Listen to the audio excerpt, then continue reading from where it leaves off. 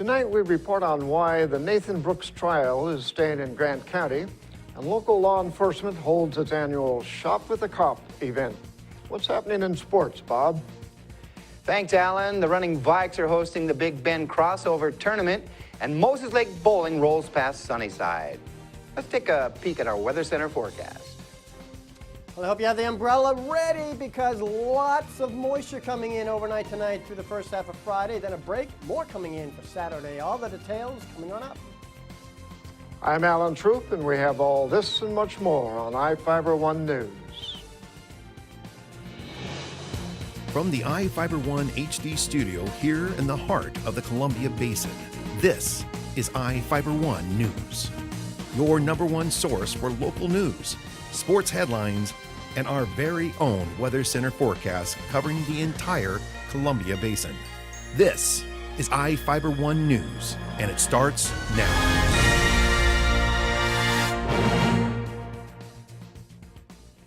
Quincy residents may be fined if criminal activity continually occurs on their property. The City Council approved the chronic nuisance ordinance at its last meeting. The ordinance allows the city to fine property owners if the people living on the property continually violate the law. This means if someone on the property violates one of 20 groups of rules 3 times within a 180-day period, the person in charge of the property faces a $100 fine and possibly could have to pay the city to remove the problem. If the problem continues, the person could face a $250 fine. The violations include drug-related activity, simple assault, intimidating phone calls, or disorderly conduct. The city began working on adding the rules following a pair of murders in 2011. The council members didn't discuss the ordinance except to vote for approval. A judge ruled Wednesday the attorneys in the Nathan Brooks trial should be able to find an impartial jury in Grant County. Reporter Cameron Probert has the details. Nathan Brooks' trial is staying in Grant County.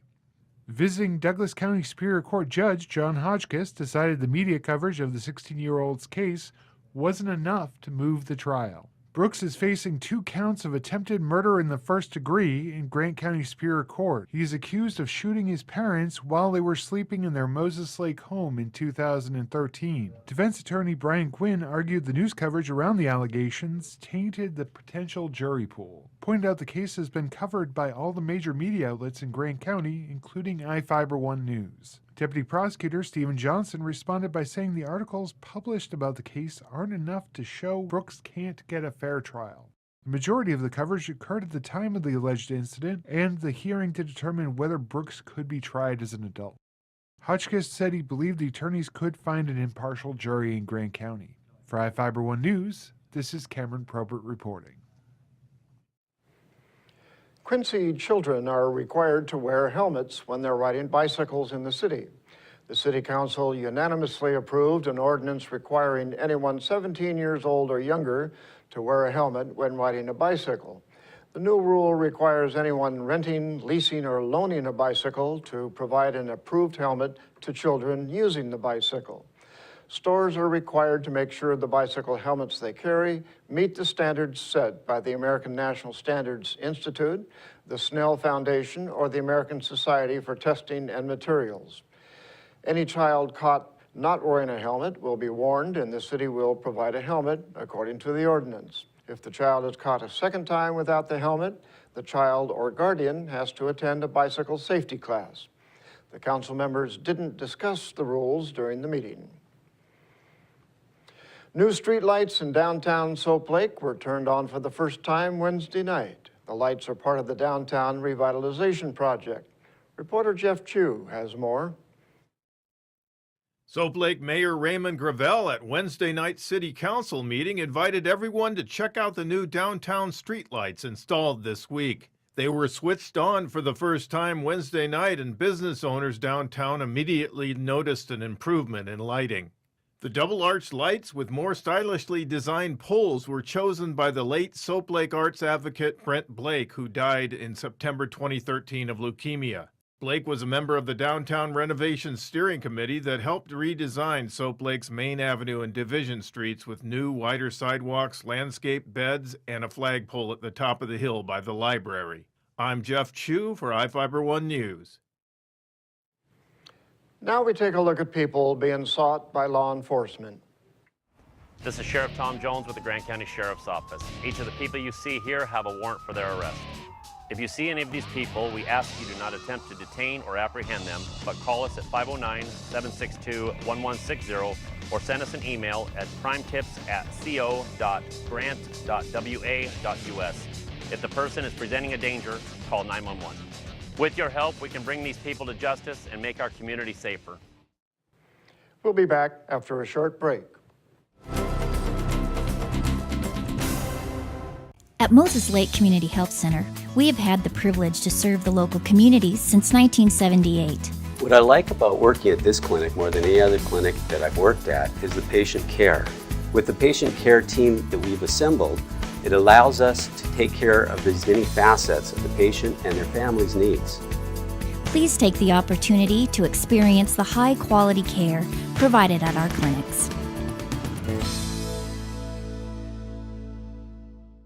There's something new and exciting happening right now at your nearest Toyota dealer. It's the arrival of the all-new 2014 Corolla, now featuring a new stylish exterior, plus a premium interior loaded with technology, including Toyota's N-Tune multimedia system with navigation. Corolla has definitely evolved. The best part is, right now you could take advantage of special introductory savings. The new 2014 Corolla, available at any of your Inland Empire Toyota dealers today. Toyota, let's go places. And hi there, everybody. Hope you had a great Thursday. Meteorologist Don Morello with you here on iFiber Channel 1 News Weather. Your forecast brought to you by Bud Cleary Toyota dealers. Toyota, let's go places. Big weekend heading our way. The last weekend before Christmas. Lots of shopping still to do. And of course, the holiday coming up next week. So I'm sure you got lots of plans. Mother Nature, though, has a plan too. Stormy for the next 48 hours or so, especially overnight tonight, ending a bit during the morning hours tomorrow, and then another big slug of water coming in on Saturday and Saturday night, Sunday morning. But the big thing is the snow level. If you're driving through the passes, 1,500, 2,000 foot snow levels tonight, rising though during the weekend, so getting better and better as the snow level rises. And then on Sunday, as everything sort of decreases, at least precipitation-wise, the winds kick in, especially here in the basin. Could be 40, 50-mile-an-hour gusts. So Mother Nature has some fun and games for this holiday weekend or pre-holiday weekend. 39 and 36 the extremes today. Lots of fog around at times, a little bit of drizzle at times, and also Moses Lake, similar story with a little light fog. And overnight tonight, as precipitation comes in, or at least prior to the precipitation coming in, the fog could get pretty dense across the area. In fact, currently right now, we have some light fog being reported. The dew point and temperature pretty close, and that signals quite a bit of moisture in the air. And with the dew point in the mid-30s, where we could fall into the 32, 33 degree range. I'm not looking for anything frozen, but there are going to be pockets of freezing rain overnight, especially in the valleys to our west and northwest. Let's put it into motion. You can see what's going on. First slug of moisture overnight tonight into Friday. Notice a little bit of snow, again, about 1,500 to 2,000 foot level tonight, but again, rising as you go through the weekend. Nice break tomorrow, maybe even some peaks of sun, but then another slug. Look at that big, massive water train coming on in. And that's Saturday night, and Sunday morning. So again, looking pretty unsettled for the next couple of days. How much? Well, again, a lot of liquid. Look at this, the blue, much of the state, at least an inch. West of the Cascades, 2-3 inches towards the Puget Sound. And again, the good thing is the snow level is rising, or it could be massive travel problems for the holiday. 40s for the most part, peaks of sun here and there, a little bit of clouds and showers have been here in the basin. Again, we're looking for partly cloudy to mostly cloudy skies and precipitation mainly in the morning, but then ending during the day. Then coming right back on Saturday, a heavy rain event. Watch for some moaning fog. Sunday to Monday, getting windy. And then we slowly see a cooling trend as we slide into Christmas. Have a great night, everybody. Sports is next. You don't need me to tell you that 4 and all-wheel drive time is on its way. But maybe you didn't know your local Toyota dealers are gearing up for the season with special savings on our top-selling 4 and all-wheel drive models. From tough Tundra trucks to our best-selling CUV RAV4 or Benza, the perfect blend of all-wheel drive with safety and style. Plus many others. The bottom line is exceptional 4 or all-wheel drive savings just in time for winter. For full details on these and other savings, visit any of your Inland Empire Toyota dealers. Toyota, let's go places. Just when I thought the blizzard couldn't get any better, DQ put the blizzard inside a waffle cone. This is mind-blowing. So when DQ asked me how I would tell the world, I said...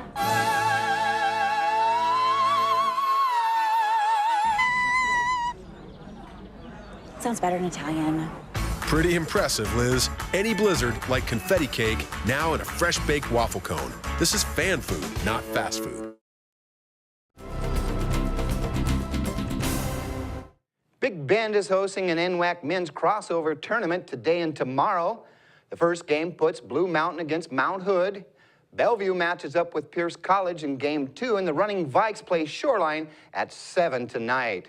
Tacoma and Southwest Oregon go at it in the last game of the day at 9. Tournament play resumes at 1 p.m. Friday.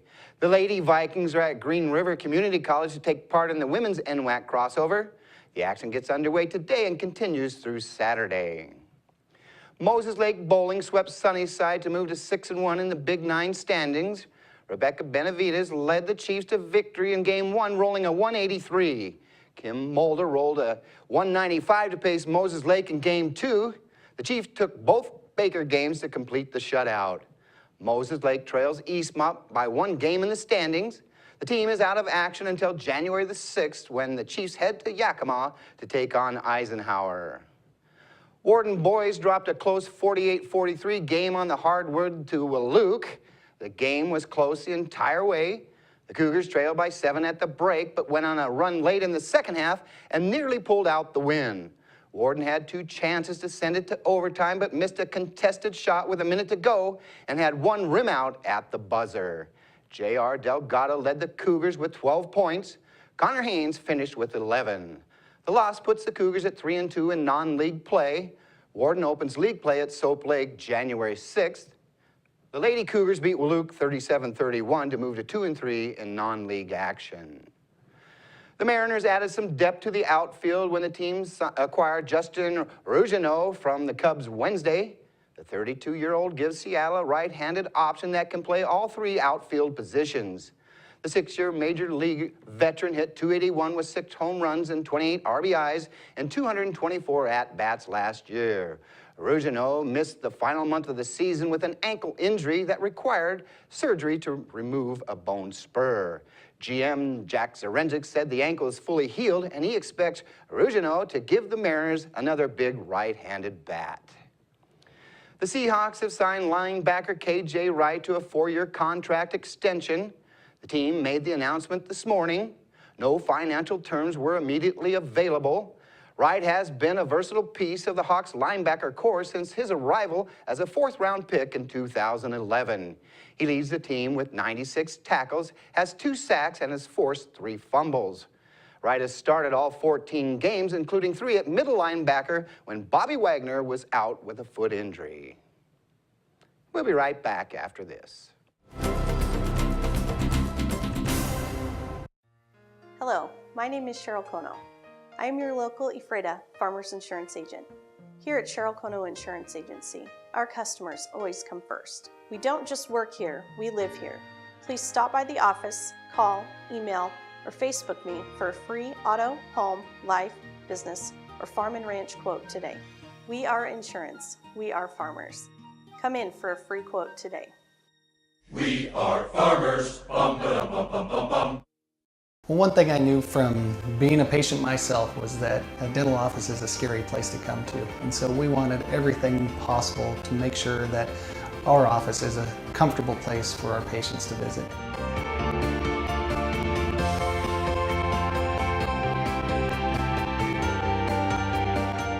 The patients that I have, my clients, have made me a part of this community, and we want to give back in every way possible.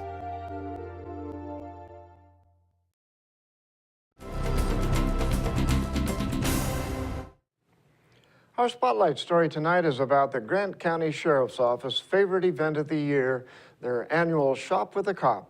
Reporter Joe Utter was there and has the story. Rudolph the red-nosed reindeer. Wednesday night was full of Christmas spirit as the Grant County Sheriff's Office and Moses Lake Police Department held their annual Shop with a Cop event at the Moses Lake Walmart. 9 kids and 1 family joined law enforcement and their families for a shopping spree. The group of kids and the 1 family were chosen with the help of the Moses Lake and Ephrata school districts and served Moses Lake. Grant County Sheriff Sergeant Derek Gregg explains the program. The Sheriff's Office and Walmart came together to come up with an idea to give back to the community. So Walmart has a local giving fund that they give throughout the year. So I applied for a grant each year, and then the money comes through the Walmart Giving Foundation. And so after we get the grant money, then we go out and select the children in the community. And then from there, we get the families involved, and the kids get to come down to the store and get a shop with a cop. Greg said law enforcement enjoys the event just as much as the families. It's really a fun time of the year to get with the families and the children that get chosen. It's neat to go through the store and tell them they get to pick anything they want, and then to see their faces light up. So it's really an enjoyable thing for both sides of it, the families and the children, and then the law enforcement. Each kid was able to fill up a shopping cart full of items, even some surprise gifts for parents and siblings, something Greg said he loves to see every year. Yeah, it's great because you get to see the kids think about what their families and parents might want for Christmas, and then when we wrap it, it gets them even more excited that the parents get to open it up or the sibling gets to open it up at Christmas time. Families of law enforcement also joined in this year to help with shopping and wrapping presents, something different from past events. Yeah, this year we brought in the wives and the children to help shop and also wrap gifts in the back of the store. So yeah, it was really neat to see the extended families of law enforcement come together and help out. After a group picture, it was time to track down some unsuspecting families with an early Christmas surprise. Deputies and officers headed back through the aisles with gift cards in hand. The unsuspecting families had no idea what was about to happen. So we set aside some monies to go out when we're all done and do pick random people in the store that has no idea. So we go up to them and explain what we're doing, that it's Shop with a Cop, and then we grab the kids and the parent and go back and shop with them. So that's really fun because it's unexpected and it really lets people know that we're here to get together with the community and help out. This is Joe Utter reporting for iFiber1 News. We'll be right back after this.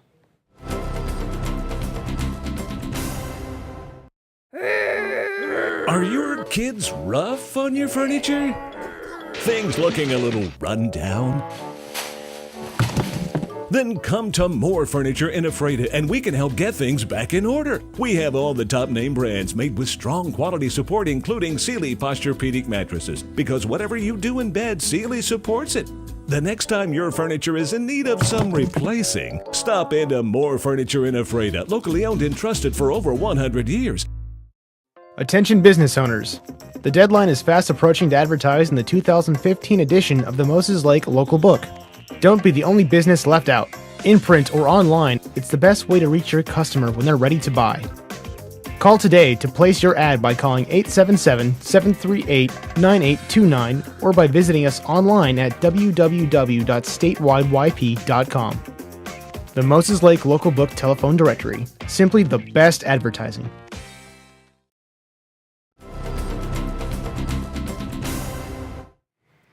Welcome back.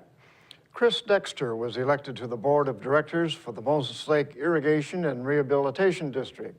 Dexter defeated Tom Bennett by receiving 242 votes to Bennett's 206 votes, according to the MLIRD. The election numbers were confirmed by the district on Monday. MLIRD Administrative Assistant Beth Yonko said voter turnout was down considerably for the election as opposed to previous years. Dexter was appointed to replace Ken Kernan by a committee of Grant County Commissioners, city and county officials in October. Kernan resigned from his seat on the board in September. Dexter will serve the remainder of Kernan's term. 3 gang members allegedly started a fight with a man, which ended with an attacker using a car as a weapon. Prosecutors charged Jose de la Cruz Villa, a 23-year-old Moses Lake man in Grant County Superior Court, with assault in the first degree and hit and run. The victim reported 3 gang members approached him outside of a pub on West Broadway Avenue. 2 of the men started fighting with the victim, while de la Cruz Villa allegedly got into a 1998 Chevrolet Cavalier and tried to run over the victim. De la Cruz Villa reportedly hit the victim 3 or 4 times and struck at least 2 other vehicles. The victim reportedly had a cut on his shin and tire marks on his shoes. The 2 other men allegedly got into the car with de la Cruz Villa and fled the scene. They were stopped by a Washington State Patrol trooper on Broadway. In Northwest news, a flu outbreak is so bad in Kirkland, Washington, it shut down an entire school. Joel Moreno has the story. Classrooms are unexpectedly empty at Eastside Preparatory School in Kirkland. Students won't return until next year after a flu outbreak decimated the campus. They said like 30 other kids in middle school were sick, so I think I got it from one of my friends. 10-year-old Mickey Ziskowski started feeling bad over the weekend. Then his symptoms got worse. My head hurt, my chest hurt, I had fever, my stomach was hurting. A doctor diagnosed the 5th grader with influenza type A. He's just one of many at the private school dealing with a knockout blow. And I've never had this amount of illness quite so quickly. Dr. Terry Macaluso says she's had 65 sick calls just today, representing 1 in 5 students at the campus. She decided to cancel the rest of classes this week and not resume until after the holiday break. But the real idea was to just separate us as soon as we could to stop the transmission because it was just going crazy. The outbreak at Eastside Prep may be a sign of things to come in King County, where health officials are bracing for the worst. Experts say the problems could be magnified because this year's flu vaccine may not be as effective as first thought. We would expect that this season will be more severe than an average season, but we can't really say that until the end with certainty. Eastside Prep maintains rigorous academic standards, and Macaluso says canceling classes could take the stress off of students who are falling behind because of their illnesses. Mickey's mom says it was a tough call, but the right decision. Work is important and school is important, but your health has to come first. This bear may be getting coal in his stocking this year.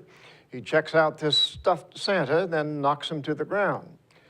Photographer Robert Martinez put the toy Santa up just to see how wild animals would react. Martinez said the recording made him laugh out loud. And that's going to do it for us here at I-501 News. We want to thank you for watching. We'll see you again tomorrow.